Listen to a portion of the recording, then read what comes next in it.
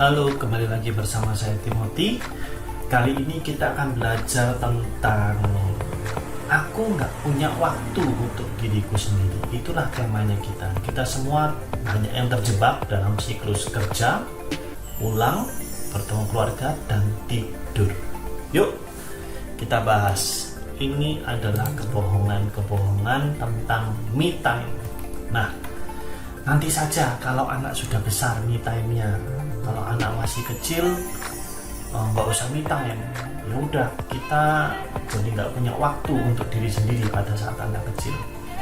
Kenyataannya kalau Anda akan lebih kelelahan saat mereka remaja. Pada saat remaja, kecenderungan anak adalah bisa membantah orang tua.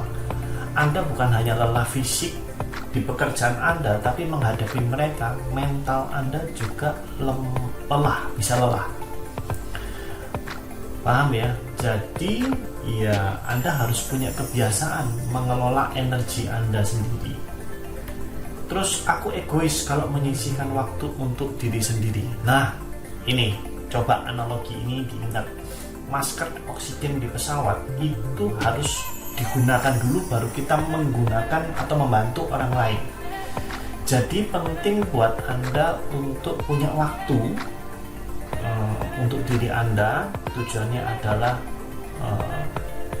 kesehatan mental Anda dalam waktu yang jangka panjang, dan kemudian Anda akan berfungsi dengan baik di dalam keluarga, terutama untuk anak dan pasangan Anda. Kemudian ada juga kebohongan, ya udahlah cukup tidur 5 jam saja. Nah, ada beberapa orang yang berpikir ya udahlah nanti semua saya kerjakan tengah malam, tidur 5 jam, besok bangun pagi-pagi Anda mulai kerja aktivitas untuk keluarga Anda. Anda lupa untuk diri Anda sendiri.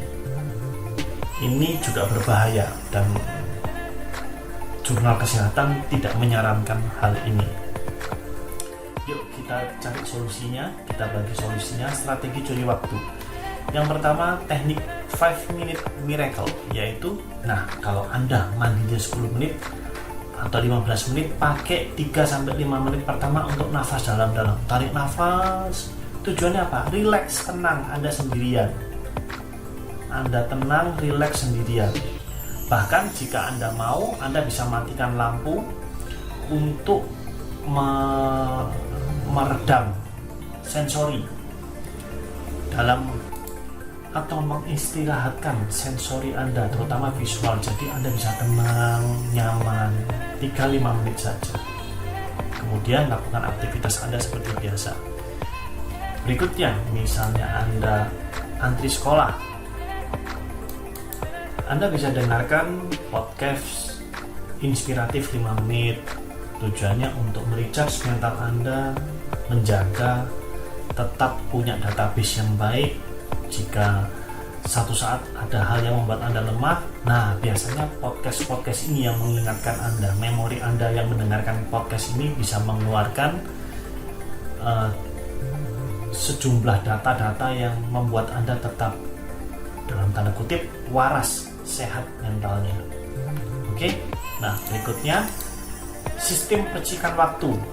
15 menit bangun lebih awal, buat teh hangat atau ngopi, dan Anda punya jurnal singkat. Ceritakan, tuliskan apa yang Anda rasakan hari pagi ini. Terus tiap pagi Anda bisa lihat catatannya. Wah, tiap pagi saya punya emosi cenderung baik atau cenderung buruk, ya nggak apa-apa. Nanti bisa dicarikan strategi bagaimana menghadapi hari-hari Anda supaya lebih baik lagi. 20 menit setelah anak tidur bisa baca buku favorit, bukan scroll sosmed ya. Sebab kalau scroll sosmed pikiran Anda bisa lebih sibuk lagi. Seperti itu, baca buku favorit yang positif. Pahamin hal ini. Me time itu bukan kemewahan, tapi kebutuhan dasar seperti makan dan bernafas. Ini butuh, Anda butuh. Ya, anak-anak akan belajar merawat diri dengan melihat contoh dari ibu dan ayahnya yang punya me time.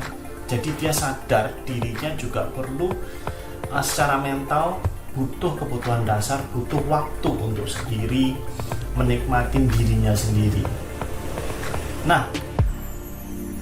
Saya punya pelatihan Building Professional Counselor. Saya akan menjawab dan saya akan melatih dan saya akan mengajarkan hal yang lebih dalam, hal yang lebih advance di kelas ini.